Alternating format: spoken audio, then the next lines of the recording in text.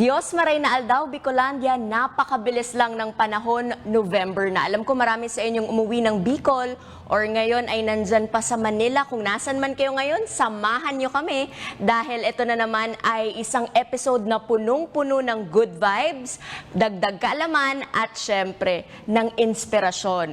Welcome sa Good Vibes Sabado. Ako po si Antoinette Eduardo. Ang programang ito ay hatid sa inyo ng One Media TV48 Nagas sa pamamagitan ng aming digital channel 48.2 at ng aming Facebook page at YouTube channel One Media TV48 Naga. Noong nakaraang episode ay isa na namang nakakabilib na Bicolano ang nakasama natin. Ang Assistant Secretary ng DOST, Dr. Napoleon Juanillo Jr. At ngayong umaga, isa na namang inspiring Bicolano ang makakasama namin. Kaya samahan nyo kami mag-comment at malay nyo next week, meron na muling manalo ng ating Pag-Good Vibes Ka segment. Kaya samahan nyo po kami, i-share ang Facebook Live kung sa Facebook kayo nanonood. At kung sa YouTube, i-share ang link sa inyong mga friends.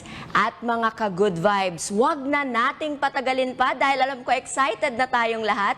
Sino kaya ang makakasama natin ngayong umaga? Let us all watch this.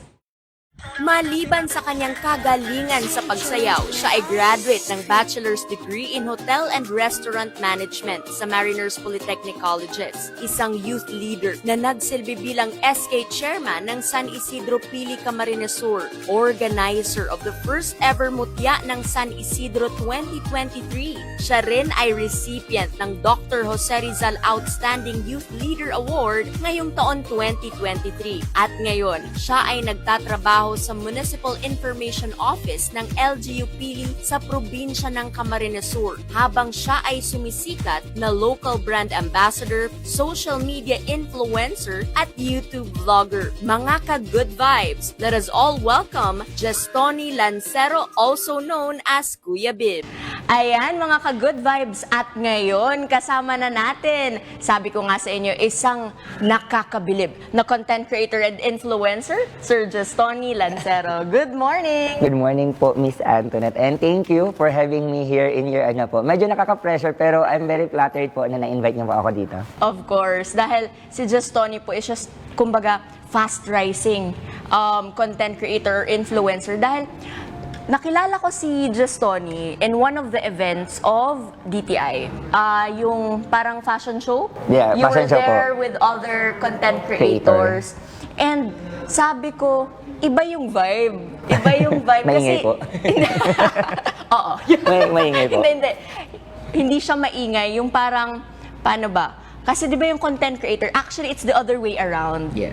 Kapag content creator, sa videos, you are very much bubbly and alam mo yun, pag tiningnan mo parang very maingay, yun nga. Yes po. Pero pala pag sa personal, prim and proper, minsan pag hindi kinakausap, hindi nagsasalita, yung ganon. So, papunta tayo dun sa tanong na yun. So, ibig sabihin, iba pala yung personality ni Jestoni kapag nasa video tapos in person? Feeling ko po, nagkataon lang po kasi na very formal yun sa DTI. Kaya hindi na show off yung totoong Jestoni. Pero during my video po, and sa ano naman po, same lang naman po yung personality ko na medyo maingay, makulit. Then I'm very talkative po talaga sa person. Like, mahilig makialam. Like, mahilig ako makiusap talaga sa mga tao. Kaya yun yung yun yung talaga yung personality ko. Nagkataon lang kasi yung during our first meet up is medyo formal po. Kaya medyo mga prim and proper po kasi yung mga guests po natin doon. Kaya medyo behave po. So, kumbaga, you adjust. You Yes, nag-adjust po you sa learn to environment. adjust. But what you see is what you get. Ngayon, sabi ko nga kanina, minsan kasi pag, 'di ba, guys, kapag yung narinig mo yung influencer or content creator here in the Philippines, kapag yung national scope, medyo nagkaroon siya ng wrong connotation. So we want to address that parang issue, hindi naman siya issue, but sometimes misconception about our influencers or content creators through this conversation.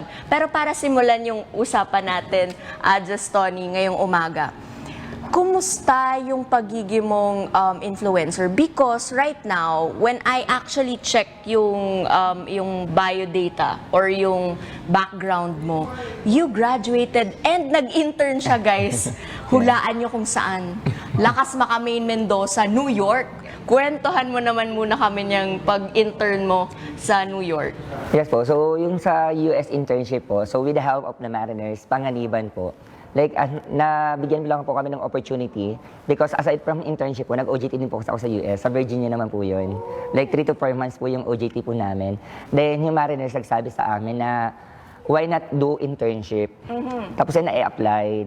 Then I waited for some more months na sa waiting ng internship. Then, nakapasa. And luckily, I'm the first na nakapunta sa New York from internship sa Mariners po. So parang nag-apply ako doon lang po ako nakapasa sa New York.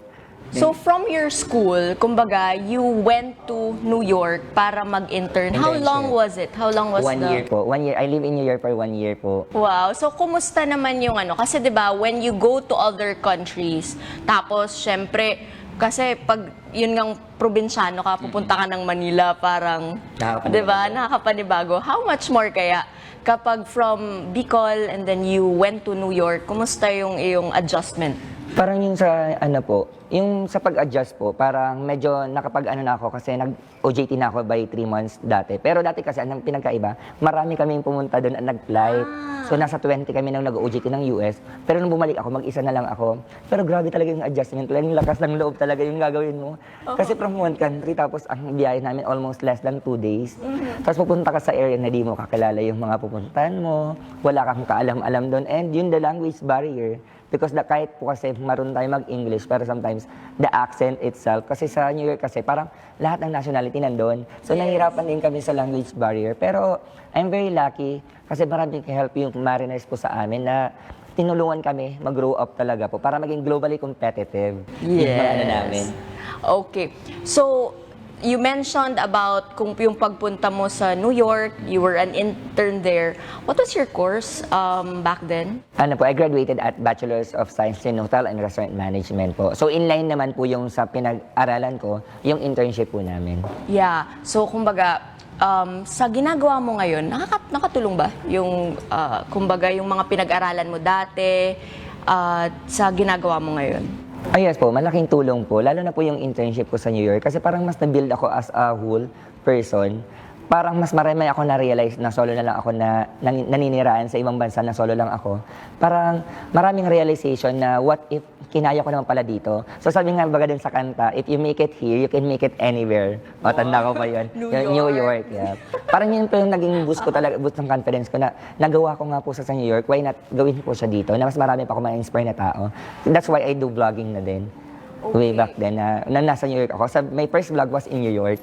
So, you mentioned about your vlogging at nagsimula siya sa New York. Ikwento mo sa amin, paano mo na-figure out na, gusto ko pala mag-vlog? Pero totally honestly po, parang hindi talaga ako into sa vlogging. Like pumutok yung vlogging like way 2017, then someone believes in me. Yung SEC president namin from Mariners, sabi niya, why not to tell a story about your living in New York? Pero sabi ko, ano yung vlogging? Like, wala akong alam, as in wala. So, pinanood niya ako ng mga vlogging. So, this is how you vlog, ganyan. I'll help you with your content, ganon. Parang, sa atin kasi parang kailangan natin may tumiwala sa atin para tiwalaan natin ang sarili natin. Minsan kasi may mga ganun tayong part na sa sarili natin na dapat may maniwala sa'yo bago paniwalaan sarili mo. Tapos yun, siya yung nag-boost ng natin. To mention, si Mr. Ed Tantino, na content creator din ngayon and a photographer.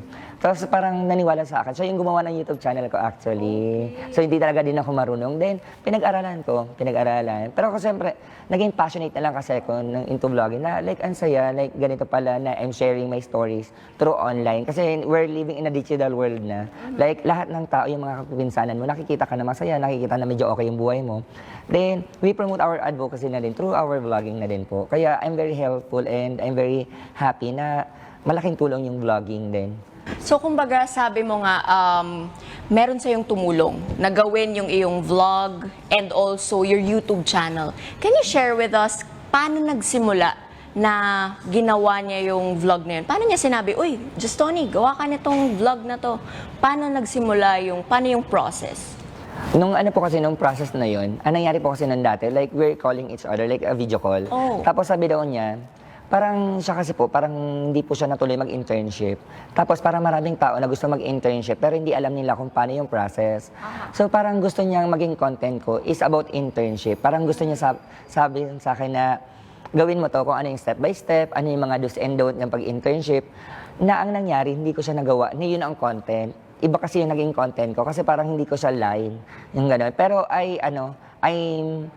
nag-ano ako sa ibang tao kung paano sa internship through actual na din po, through video call na. Lahat ng mga taong gusto mag-internship, nag-video call sa akin. I'm very free and I'm very happy nga na marami akong mga friends na from Mariners na until now nasa US sila. During naggumagawa sila ng internship and yung iba nag-stay na din doon.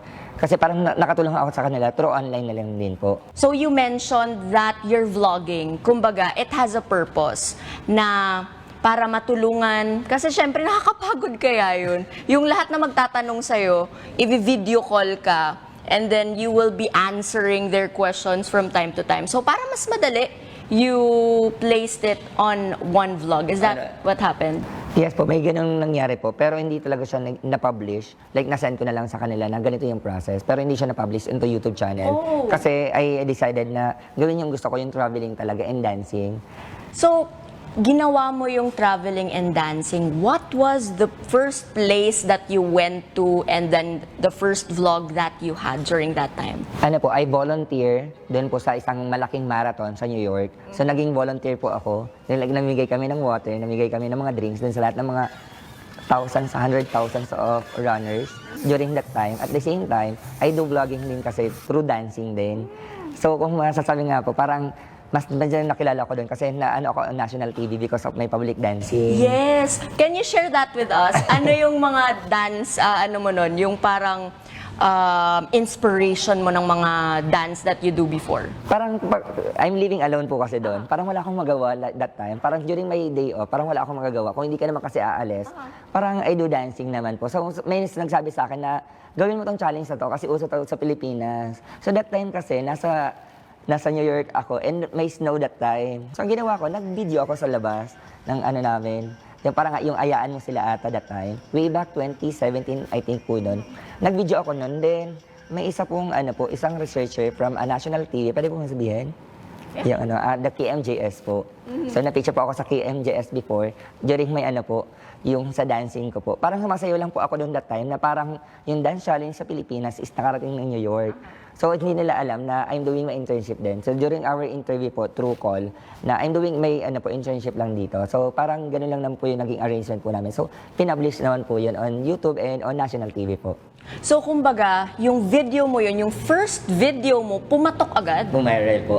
So how does it feel na meron bang pressure? Kasi 'di ba kung minsan, yung mga content creators, even nga mga artista, ilang beses muna nila kailangan gumawa ng video or ilang beses muna nila kailangan gumawa ng pelikula even bago sila sumikat.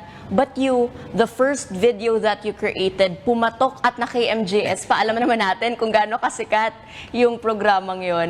How did it feel to, kumbaga, have that opportunity? Parang ginawa ko na po kasi talaga siya nung passion ko. Kasi nung that time na nasiyahan sila ng video ko, yung pressure na nangyari doon is parang kailangan kong gumawa ulit ng mga video on public.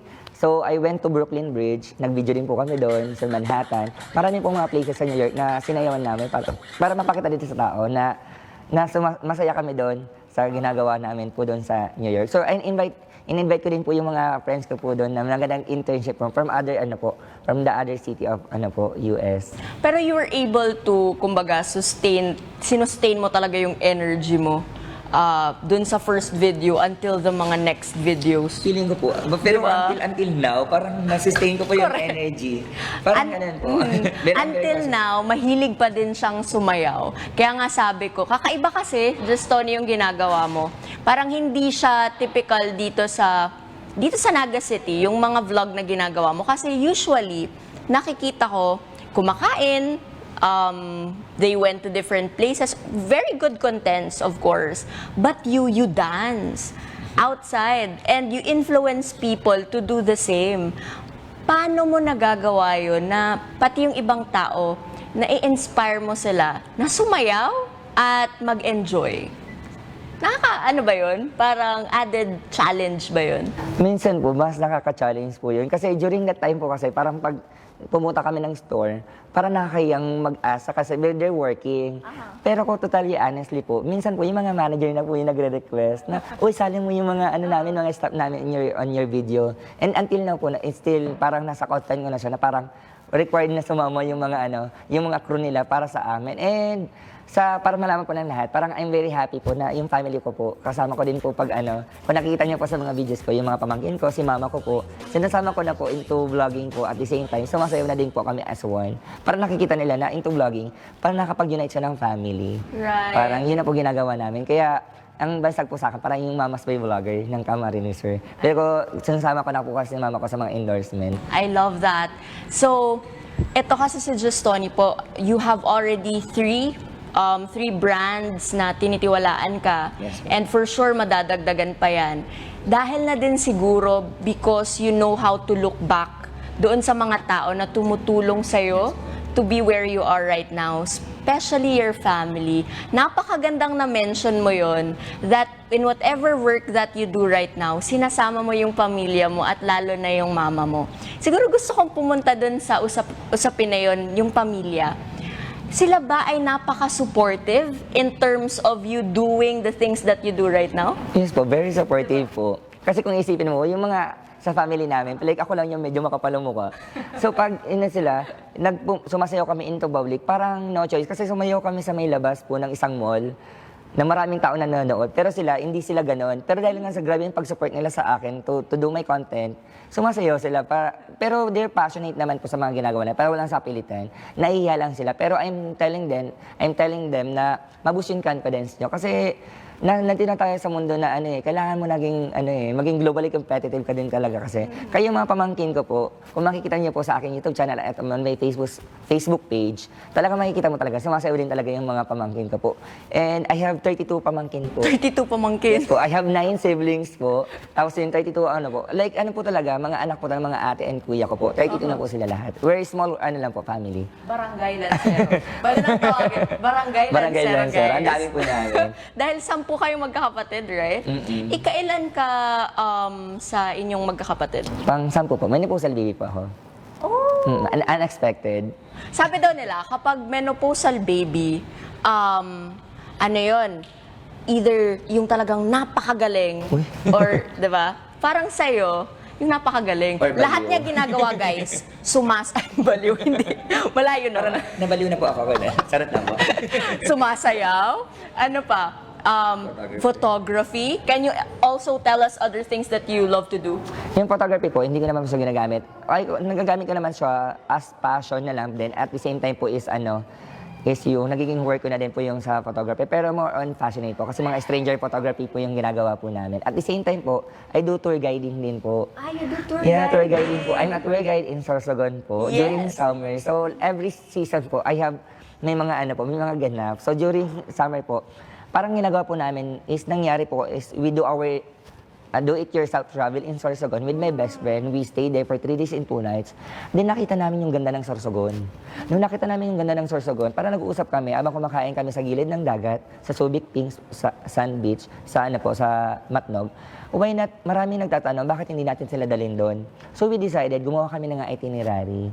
So ang ginawa namin, lahat ng mga kaibigan namin na gusto pupunta ng Sorsogon, because gusto nga namin ma-inspire at ma-experience nila yung ganda ng Bicol, at especially yung Sorsogon, dinala namin yung lahat ng mga friends namin doon. And nasa 120 na po yung taong na idala po namin sa Sorsogon. And they're all satisfied po. May mga friends kami from Manila na pumunta dito na dinala namin sa Sorsogon. Then they are all satisfied with our itinerary. Kasi yung team po kasi namin is travel and adventure and explore Sorsogon. Like, may mga travel po kasi napupunta ka lang doon, picture and gano'n. City Ganun tour. lang po. Yung ginagawa po kasi namin, travel, explore, and experience Sorsogon. Yung ginagawa po namin, we do our, mga swimming with the fish sanctuary. Gumagawa po kami sa surfing. So may surfing, may may kayaking, may underground river experience. Marami po kami ginagawa sa Sorsogon na talagang hindi po lang makakalimutan. And I'm very happy na into vlogging, nagawa po namin yung isa sa gusto ko talaga maging tour guide din. Parang marami kong gusto sa buhay. Oo. At alam mo, napakalaking tulong din yan na ma-promote yung Bicol. Dahil marami tayong mga places here in the Philippines na very well promoted at laking tulong niya sa ekonomiya ng lugar. Yes po. So tour guides actually are very good help to the economy in terms of tourism. So yan mga ka-good vibes. Ngayon, pag-usapan natin ang tungkol, gusto ko pang mas pag-usapan yung tungkol sa pamilya. Yes po. Paano yung probably buhay niyo before? 10? Ladies and gentlemen, that's no joke. Tanungin natin mamaya, kumusta kaya yung of you belonging to 10 children in the family? How was it like before? Alamin natin yan sa pagbabalik ng Good Vibes Sabado.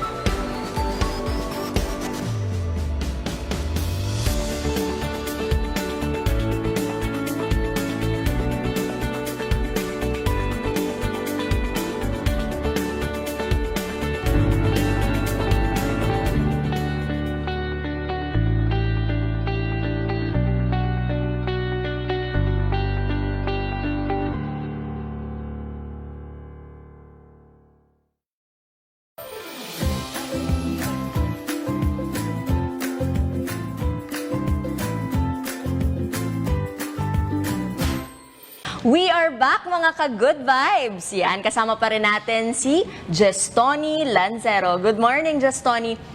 Jestoni, a while ago, during commercial break, pag-uusapan natin, sabi ko, about family. Pero kanina, na-mention mo yung tungkol doon sa first dance video mo na pumatok at na KMJS pa. At alam ko yung mga nanonood sa atin ngayon, excited at interesadong makita yung video na yon. Kaya bago natin ipagpatuloy ang pag-uusap with Jestoni, let's all watch this.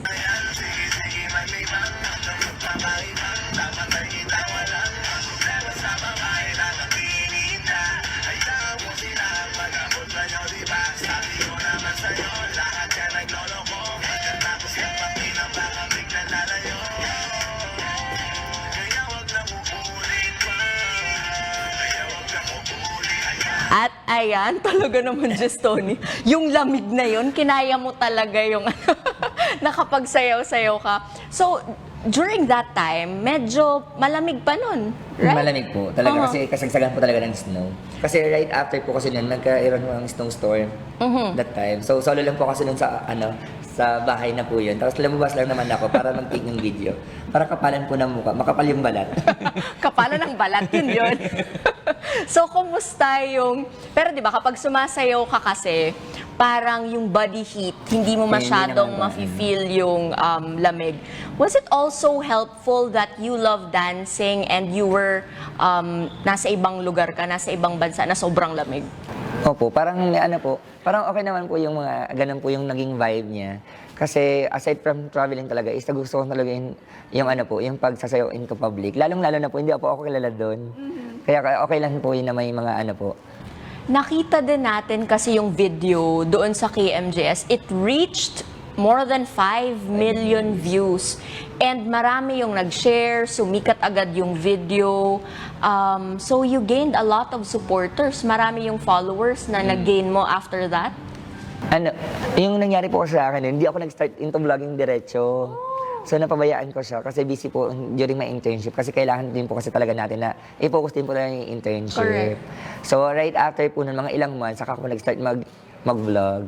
Pero marami na po nag-support sa akin on the Facebook kasi hindi pa naman uso po yung YouTube dati. Kasi pumatok yung YouTube is year 2017. 2017, correct. Yung may mga artista na pumasok din nga sa vlogging Apo. because meron ng mga artista na mas sumikat actually sa Sa vlogging vlogging. than them being artists. So, hindi nagdire-diretso yung iyong pag-vlog during Apo. that time.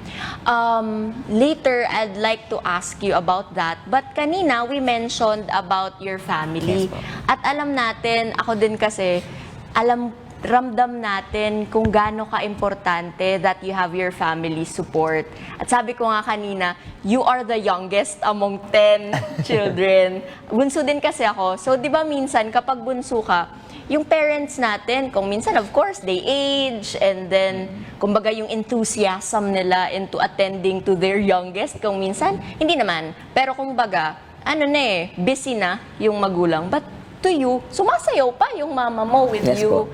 So, how does it feel that your mom actually is very supportive of you at talagang ready pa siya na samahan ka sa mga videos na gaya nun? I'm very grateful po kasi yung si mama ko po kasi very supportive po talaga sa basta gusto mo yung ginagawa mo. Like I do in my internship po, parang very supportive na siya from the start pa lang kasi medyo may kamahalan din po kasi yung internship. Correct. Oh. So like we spend more than $100, 100,000 na para mag-internship. So into vlogging ako, basta alam ni mama na masaya ako sa ginagawa ko. Masaya na din po siya. Lalo na po ngayon na pati po si mama kasi is nai-endorse na din. So may mga endorsement na din po si mama. Like may mga company po doon na kinukuha ko because of my mom. So parang nagustuhan na ni mama yung into vlogging na din po talaga. Kaya sinasama ko na din talaga si mama. Lalo na kung may mga endorsement kami sa foods, may endorsement kami na into nanay. Like doon ko talaga nasasama si mama. Tapos yung sa mga mga TikTok challenge po namin, sinasama ko din po talaga si mama sa mga sayaw po talaga namin. And I'm very happy din po kasi I have 6 big sisters and 3 big brothers. Wow. Ay, baliktad. 3 big sisters and 6 big brothers. So, mga nanay at tatay ko na din talaga sila. Kasi ako yung bunso parang marami akong guidance na nakukuha galing sa kanila. And they are very all supportive talaga po sa akin. Correct. At saka pag galing sa family mo yung advice, it comes from, kumbaga, yung pinagagalingan yun is talagang care and love. Ngayon, i-shout out naman natin si Mommy. Anong name ni Mommy? Francia po. Hello, Mommy Francia. Yeah, thank you very much po sa lahat ng nanay. Actually, gaya na lang ni Mommy Francia na napaka-supportive. Kasi nakikita natin kung ano yung kinakalabasan. Di ba mas nakaka-inspire? O, shout out ko na din ang aking mother na very na very supportive. So, nawa yung mga parents natin, yun yung pagkunan natin ng inspirasyon. Na support our children, what makes them happy as long as wala namang nasasaktan, nasasagasaan na kapwa. Do what you love to do. Ngayon, ano yung, sabi mo nga sa akin, yung ika-10. Yes po. So, were there struggles? Kasi alam natin, hindi mahirap magtaguyod ng 10 anak. Yes po. Minsan nga, 3, 2 lang, napakahirap. So, during your childhood, were there some moments na, kumbaga, medyo may challenges along the way? May mga pagkakataon na nangyari po sa amin na we're into business po kasi. So, naging parang, naging swerte ko kasi bunso po ako. Parang, nag-struggle po talaga is yung mga ates and kuyes ko. Then sinasabi nga na, I'm very, maswerte kasi nung panganak sa akin, like, establish na yung family namin. Pero dumating yung oras na lahat ng kapatid ko, nag-bankrupt po talaga sila into business. Parang pag nag-bankrupt kasi yung isa, parang na din po kasi yung family. Domino effect. Domino effect. Parang kami. Siyempre, hindi din napapabayaan ng parents ko yung kapatid ko nag-bankrupt. Siyempre, still anak pa rin nila yun kahit may sarili ng pamilya. So parang parang naapektuhan kami. Like, kami po nasabihan kami ng mama namin na parang magbenta na po kami ng banana cue outside kasi nag-struggle din po kami that time. Pero that time po kasi parang hindi ako sanay na gano'n kasi like nung pinanganak ako, pero I'm very na well supported ng family. Tapos dumating ng time na ganito na lang, nagbebenta na lang si mama sa labas, ganun po. Tapos wala na kaming supply ng bigas, ganun po nangyari that time. Then we promised to each other po na parang balik tayo into business. Kasi si mama po kasi nasa puso po yung business because we have small grocery po kasi sa sentro ng Pili. So parang balik tayo into business kasi hindi kakayanin na ganito lang. Kasi maraming tayong binubuhay, ganun. So talang pinursige ni mama na makabalik sa sentrong Pili, magkaroon ng pwesto para paunti-unti is makarecover po kami doon sa medyo hirap na nangyari po sa amin noon. Kasi si mama po kasi, pinagmamalaki po namin na nag-start yung business namin worth 500 pesos lang. Wow. Lana, mantika at asin. Yun lang po yung tinda ni mama na lumaki ng lumaki. Tapos ang nakaranas po talaga ng hirap is yung mga ates and kuyas ko po. And I'm very happy kasi ngayon po mga successful businessman and human na po yung mga kapatid ko po ngayon. And they're living na on their own. Kasi lahat naman po kami medyo may mga kanya-kanya na silang bahay. And I'm very happy kasi doon sa struggle na yon, like hindi kami nagpakalugmok. Because ginawa po namin inspirasyon para umangat ulit sa buhay, para matulungan yung pamilya namin at the same time, makatulong din po kami sa iba. Napakagandang kwento. At gusto ko ring ma-interview si Ma'am Franz. Paano mo po nagawa? 500 pesos. At napalago mo ng masipag gano'n. po si mama. And Diba? kung alam po ng mga taga-sentrong Pili, si mama po nagigising ng maaga by 2 a.m. to 3 a.m. Talagang matrabaho po talaga si mama. Kasi parang ayaw niya din po kasi mapabayaan na yung mga anak niya. Talagang I'm very talaga kay mama na very proud. Kay mama at kay papa po, my late father po. I'm very happy na sila, ganun po talaga yung sa word na hindi ko, dapusog. Yeah. Yan yung pinakamagandang yun yung pinakamagandang term, dapusog, yung pamilya po namin. Kaya po talaga kahit papaano, kahit yung nag-struggle po kami, nagawan po ng paraan para maka-recover po kami. Doon mo mapapatunayan yung parents talaga, yung mga mama natin, gagawa at gagawa. Even dads, no? Gagawa at gagawa sila ng paraan para maitaguyod. Walang imposible. If there's a will, there's a way. Imagine 500 pesos. Ayan. At napalago. Malaking inspiration. Gusto ko na magnegosyo. Thank you very much for sharing that story with us. Ngayon, dahil nalaman na natin, kasi 'di ba, yung inspirasyon, isa sa napakalaking inspirasyon family, and because of their support, you have continued your vlogging. Sabi mo, you stopped for a short while. Naghuminto ka muna and then pinagpatuloy mo. After na ba siya ng internship mo sa New York? Kaya mo, sabi mo, pagpatuloy ko kaya yung vlogging.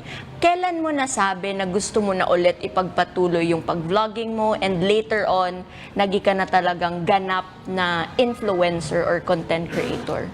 Pero I decided to go back into vlogging po talaga. That time na yung hinahanap na ng tao, yung vlogging. Parang yung tao na po kasi talaga yung nanghanap na into vlogging na why not you stop? Pero that time kasi po, may mga that time po kasi, si kuya ko po kasi is nagka-brain tumor, like, so kailangan ko po talaga siya mag-stop. So I focus on my brother kasi mas importante pa din mo talaga yung brother.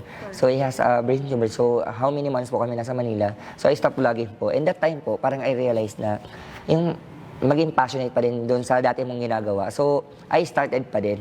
Then kahit po nawala ako into sa online that time, yung supporters ko po talaga, nandun pa din. Yung mga viewers, yung mga nagsusupport, nandun pa din po talaga kahit nawala. Yung usually po kasi, pag nawala ka po sa mainstream, parang hindi ka na sila support kasi marami na pong umuusbong. Correct. Pero sila po talaga, very organic, very consistent po talaga yung pag-support sa akin na may friends, may family, and other supporters po. And shout out po sa lahat ng mga supporters po natin Shout dyan. out! Sabi mo nga, very organic at grabe din talaga yung competition, ano? Grabe yung competition pagdating sa pagiging content creator. Kung minsan ba may times na nawawalan ka ng gana dahil grabe na yung in-exert mong effort, pero itong content creator na ito, mas grabe yung nakukuha niyang support. Meron bang mga moments na ganun dahil nga sa competition that you have in terms of content creation? To be honest po, parang hindi ako nakakita ng competition. Kasi nakikita ko to na we're aiming for something. Like, meron siyang mga viewers na iba yung viewers ko. So may mga kanya-kanya po tayong mga edge ko na mga target market. Yeah. So nagkataon po na yung maraming supporters sa kanya kasi ganito yung gusto ng tao. May mga tao na ganito din and sinusupport din ako. Then pero hindi po ako tumitingin talaga ng competition kasi we're aiming for something na maka-inspire talaga ng mga tao. So walang competition pa talaga nangyayari. Pero yung the pressure itself, yung mas maraming viewers. Kasi sometimes, they're focused on goal. Because ako po kasi is parang naging passion ko na lang at the same time. Naging part-time na lang yung vlogging. Pero at the same time, I'm still consistent po because I still have regular job. So hindi ko inasa into vlogging yung ano po, yung way of living ko. So I still have my regular job at the same time every Saturday and Sunday or during my day off. May ano po, into vlogging din po talaga ako. Parang wala akong day off during ano po, in a week. Parang I'm very passionate po kasi talaga into vlogging.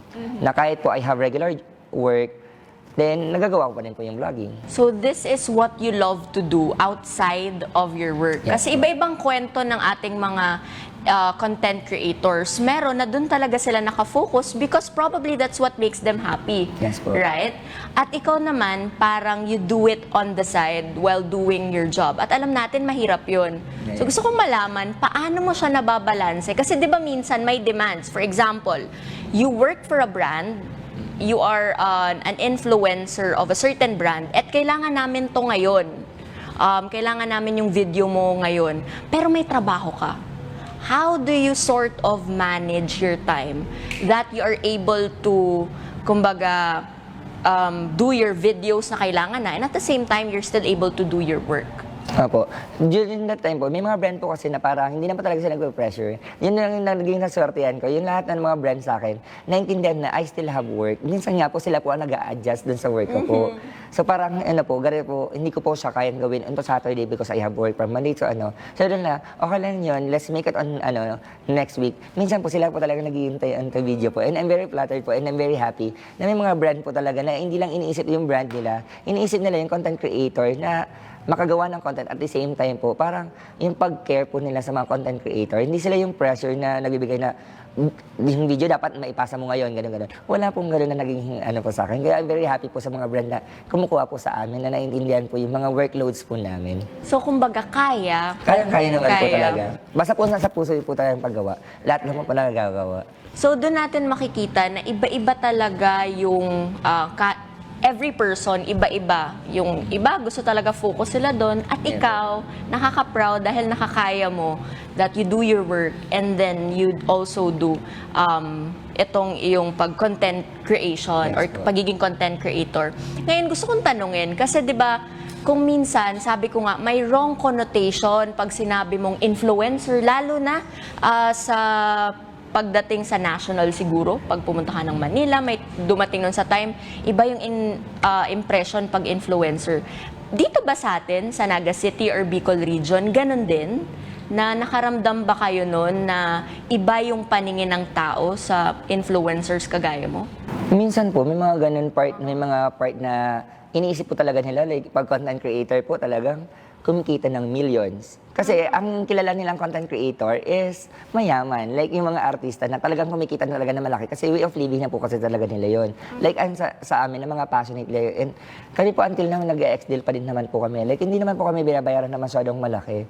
And we can't demand naman po talaga into brand na bigyan po kami ng malaki. Minsan pa nagbigay na lang po sila. Maraming salamat na din po. Pero po yung maraming salamat din po sa tiwala na lang na binibigay into brand. Kaya po kahit po ex-deal po sa akin, okay lang po. Kasi po yung tiwala pa lang nila sa akin, hindi na po na matatawaran po yun eh. Ikaw po pagkatiwalaan po ng isang brand, malaking brand, for an ex-deal, tapos na-appreciate nila yung gawa mo, why not na ano po, na parang gawin mo yung passion mo kahit walang hininging kapalit po. Then minsan po kasi, the return of investment po kasi, yung tiwala at nakaka-inspire ka ng tao, malaking tulong na po yun sa akin. We're not into money po kasi talaga into vlogging. Na unlike others na mga way of living po talaga nila. Kasi parang yun yung profession nila talaga into vlogging. Unlike sa amin na nag-passionate lang po kami doon.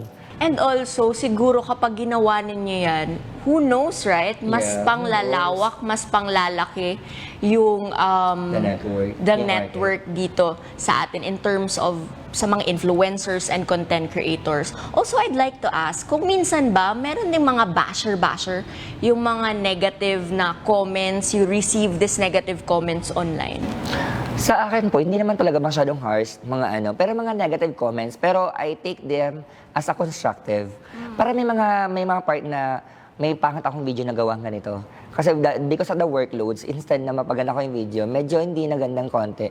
Pero tinitake ko yun as a constructive na parang gawin ko siya na, on my next video po, pagandahin ko na siya. Pero hindi ko po siya tinitigan na as a basher siya or ano siya, na nagbibigay siya ng negative. Kasi minsan kasi, nasa sa atin na yun kung i-take yun natin as a negative or the positive one, then I always look on the positive side po pag ganun. Pag minsan nagsabi na sa akin po, I say thank you and pasensya po kung hindi po kayo nagustuhan yung video po namin, yung sa mga ibahan po namin viewer. Kasi you can please everyone naman po kasi talaga.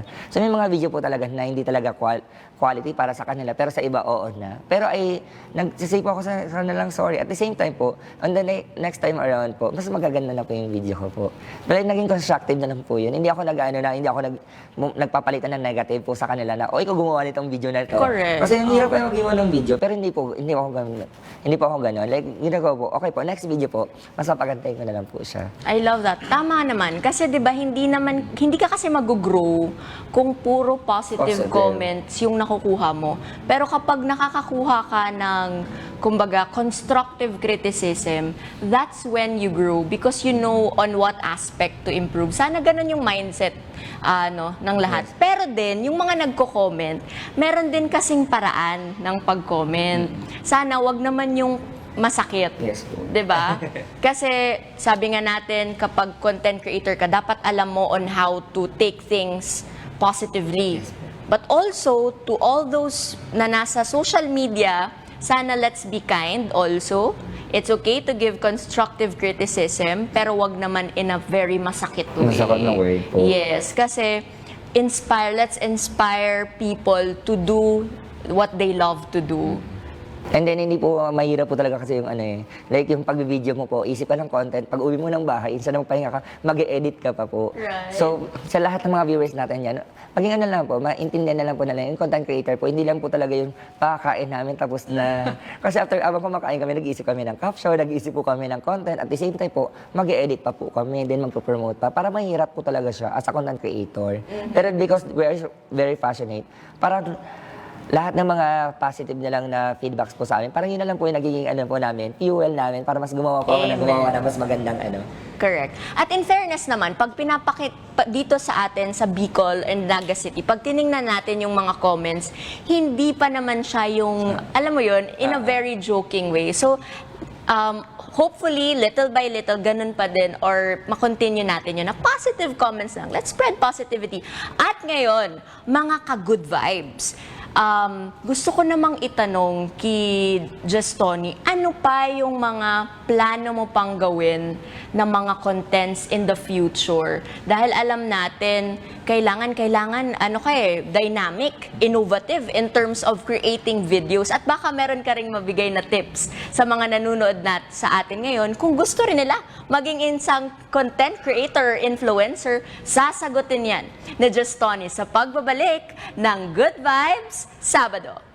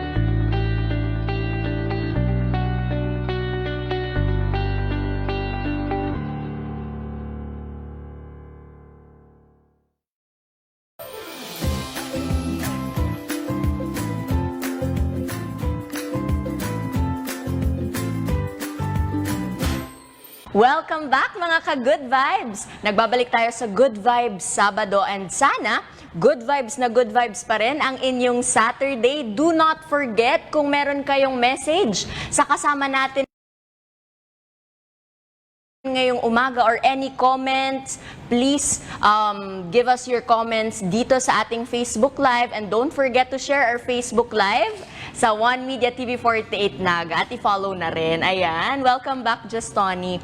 Kanina, I wanted to ask you about yung mga contents na gusto mo pang gawin. Meron ka pa ba in mind na, because we already saw you dancing, do you sing also? Hindi po. I want po, pero yung kanta po parang ayaw sa akin. Ayaw sa'yo ng kanta. Huwag natin pilitin Huwag na natin siguro. pilitin yun. Okay na tayo doon sa dancing. Dancing.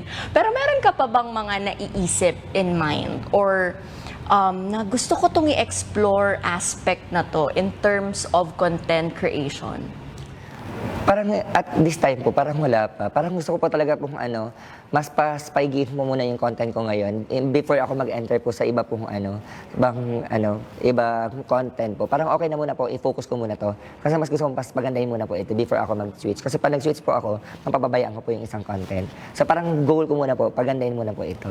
Alam mo, parang napakaganda din yan na pagkunan ng inspiration, ano? Does it help na kung minsan magfo-focus ka muna sa isang bagay that you love to do and you're passionate about?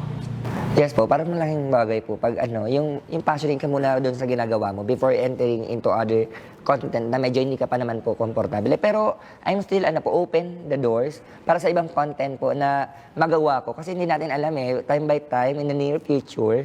Kasi malay mo may ibang content pala na mas nagbagay pala sa akin. So, we're looking for it naman po. Looking forward na mangyari po yun. Pero for now po, parang ang goal ko muna po is po muna. Parang i-focus ko muna po yung sarili ko doon sa mga vlogging na ginagawa ko po ngayon. So, kumbaga, open ka pa din to the possibilities. Yes, Dahil sabi natin, sky is the limit. Pero Yes, right now, you want to focus on what you do muna. Ngayon, Just Tony, because alam natin, marami sa ating influencers are also having advocacy projects. Yes po. Na kumbaga, yun yung purpose, your big why you do things. Ikaw ba meron din yun, mga advocacy projects Yes that you do as an influencer? Yes po. We started during the pandemic. We created the hashtag, project hashtag. So lahat po ng project namin, we started in the hashtag kasi very millennial. So we have the hashtag tabang na, tulong na, parang ganon. Then we have the hashtag of, yung mas pinapaganda namin, the hashtag share your sweetness project. So we're aiming to help the indigenous people and the less fortunate people in our town, in Pilica Marinig Sur. And hopefully, mas lumaki po yung community service namin and we can out of town. Anyways po, nag-out of town na kami during the nagkabagyo po in Albay. So pupunta po kami ng Albay para tumulong, magbigay po ng mga garments sa mga tao po doon and nagbigay po ng mga grocery. Pero po ngayon po, yung focus po namin is sa mga indigenous people po. We started during the pandemic, nawalan po ng pag-asa yung mga tao. Like that time po kasi, ang naging way of po namin is nasa online po tayo lahat. So we did our online caroling. So we have a volunteer, performer, singer, at mga volunteer sa Pili na mga nag-help sa amin. So pumunta sila sa bahay during the pandemic that time na yung open na din po yung hindi na siya masyadong stricto. So may nag-online caroling kami noon. May mga nag-send po sa amin may mga sikat na mga singer dito sa Naga. Wow. Nag-send po sa amin ng video na yung ginawa po namin, naghanap kami ng sponsor. So we did our live video that time na online. During our online caroling on Facebook, marami pong nag-send po sa amin ng pera. At yung pera po na dinonate po nila is binigay din po namin 100% po sa mga indigenous people po. Pero hindi lang po kami nagbigay.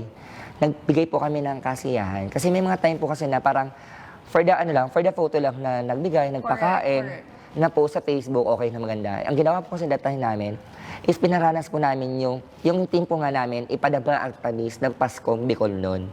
Yung time po kasi namin, that time po namin, umakyat kami ng bundok, yung mga Aita po sa Pili, yung mga indigenous Pili, gumawa po kami ng program, aside from giving them a grocery, school supply, nagpakain, nagpa-games po din po kami. Wow. So yung ginawa po namin nun is parang help din po talaga namin sa mga indigenous people. Kasi sila po kasi yung mga less fortunate na hindi po nakakaranas masyado po talaga ng marangyang buhay sa Pili. Like yung tayo po kasi talaga, pero we're very, very fortunate po na nangyayari po sa atin to. So yung lahat ng mga volunteer namin, we're aiming for something just one lang na makahelp po sa mga indigenous people namin. So pumunta po talaga kami doon. Like marami po kami mga partners dati ng mga brands na nag-help po talaga sa amin, nagbigay ng alcohol, ng sabon, ng mga garments from other household po. So marami po talaga nag-help po sa amin no, na hindi po namin inaakala na yung ano namin, parang nangyari po kasi that time po sa amin is naging way lang po kami, naging instrumental lang po kami na makatulong po sa iba. Parang may mga tao po kasi talaga na gustong tumulong pero hindi alam kung paano tumulong. Right. Parang kami po yung naging way na makatulong po sila. So anong nangyari po, iniwala po nila sa amin po yung mga ano po nila, mga goods at the same time yung cash po nila para kami po yung mismo mag-grocery at ibigay po namin sa kanila sa mga nangangailangan po talaga. And recently po, nagkaroon po kami ng ng reverse caroling. Reverse caroling. So, ginagawa ninyo ngayon? Yung ginawa po di ba namin last December last po. Then December. ngayon po, nag-iisip po kami ng another content po na makahelp po. So, yung po namin, yung reverse caroling po namin, so we have beneficiary na mga PWD na walan ng trabaho, meron pong isang bulag, meron pong victim of harassment, meron pong yung maliit na barong-barong, and ay partnership with the municipal youth officials po. So marami po talaga mga youth na gustong tumulong pero minsan po kasi talaga hindi nila alam kung paano. So kami po yung lumalapit sa kanila na baka gusto niyo pong sumali as a volunteer na walang hinalong kapalit.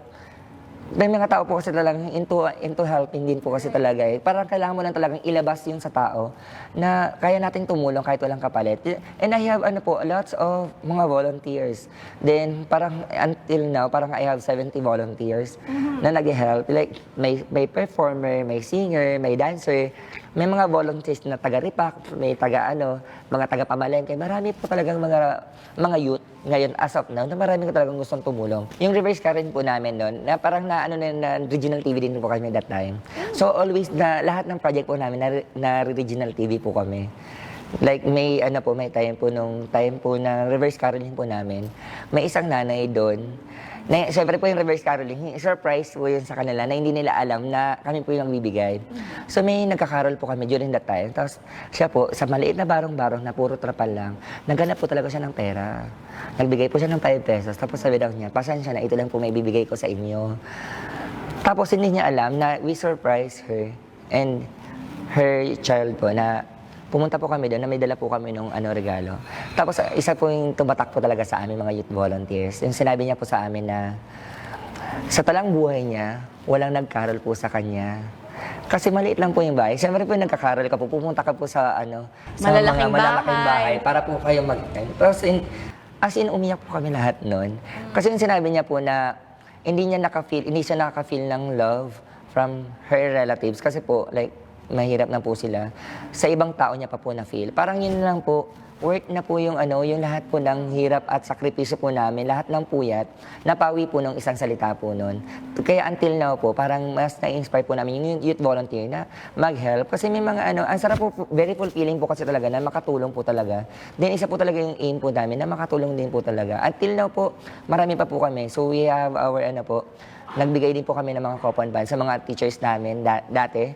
Nung time na nawalan po ng pondo ata yung Department of something, nawalan sila ng pondo, nagbigay po kami sa isang school ng mga bundles of coupon bands. Yung sa DepEd. Tapos po nagbigay din po kami sa buong pili po. Nung nagkaroon po kami nung yung community pantry, community cake pantry. Nagbigay po kami ng mga partnership with lahat ng mga bakers sa Pili na the hashtag Soy Sweetness na magbigay ng konting sweets sa mga tao. So we have 1,000 to 2,000 po na mga beneficiaries. Nagbigay po kami ng piece of cake, cupcakes, breads sa lahat po ng tao po sa Pili na mga beneficiaries po namin. So these are the projects that you do in terms of advocacy.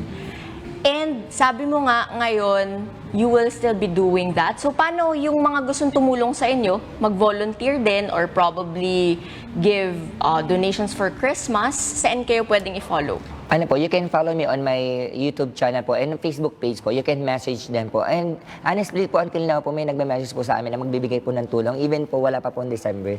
Para kasi yung December po namin is a way of giving back from the blessing we receive from January to November. So lahat po ng blessing po na na-receive po namin from that month po.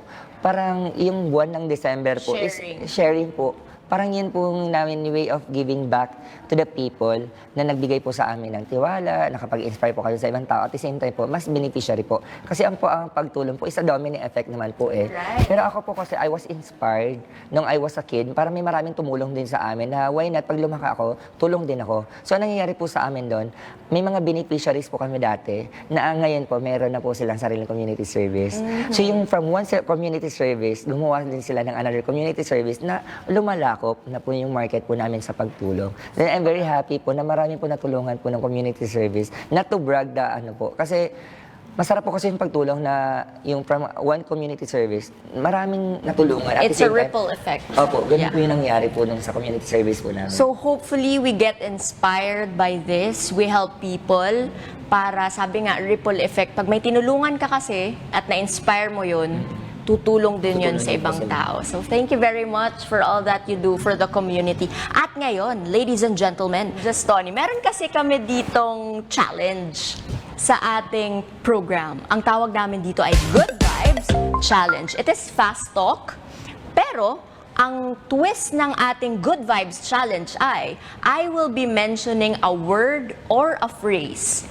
And then, you will answer if it's good vibes for you or bad vibes. Sagot ka lang, good vibes, bad vibes. Mabilis lang to. Just Tony, are you ready? Ready na po. Okay, math. Good vibes. Nagana. Good vibes. Pili. Good vibes. Love life. Good vibes. Isaw. Isaw. Good vibes. Chocolates. Good vibes. Marites. Bad vibes. So, baka magalit yung marites. Mga marites dyan. Good vibes. Social media. Good vibes. Hiking. Good vibes. Beach. Good vibes. Philippine internet. Good vibes. Exercise. Good vibes. Traveling. Good vibes. Philippine government. Good vibes. Your past relationship. Good vibes. Family. Good vibes. Sports. Good vibes. Small business. And Good enterprise. Politics. Good vibes. Bashers. Good vibes. Into good vibes. Your influencer journey. Very good vibes. Okay, kinat kita kanina doon sa Marites. Pero bakit yung sagot mo kanina doon sa Marites ay bad vibes? Marites, in the way na parang mali na po yung sinasabi nila. Pero I'm very, friendly sa mga Marites. Kasi yung mga Marites kasi natin dyan, ang pinag-usapan nila minsan, yung vlogging ko. So, bad vibes na into good vibes. Di ba sinabi mo kanina, bad vibes into good vibes. Yung mga Marites natin, may mga negative and positive din kasi. Huwag lang sila magpaano ng negative din. I was, hindi ako nagfa-follow ng sarili kong instruction, kinat ko siya. Gino ko kasi ng Marites, kasi di ba may mga ang pangalan Marites? Kawawa na, alam niyo yung mga Marites ang pangalan. Kawawa Okay, naman. ako Marites, ang name. Na mababait at mga friendly. So to all the Marites na ang names, we love you. Yun lang mga negative, nagbibigay ng mga negative comments. More on good vibes naman po na yung nasagot ko ata. Actually, more on good vibes. vibes. Talagang you focus on the good vibes. Thank you very much for joining us, and may you be able to influence more influencers, more content creators to do what they love and to pursue your passion dahil maraming napapasaya at maraming natutulungan. Also, yung ating pagdating sa tourism, sana gawin, patuloy mo din yon. Promote Bicol dahil napakaganda ng Bicolandia. There you have it, ladies and gentlemen. Once again, just Tony Lancero. And that has been our episode for this morning. Magsama-sama tayong muli next week. Ako po si Antoinette Eduardo at ito ang Good Vibes Sabado.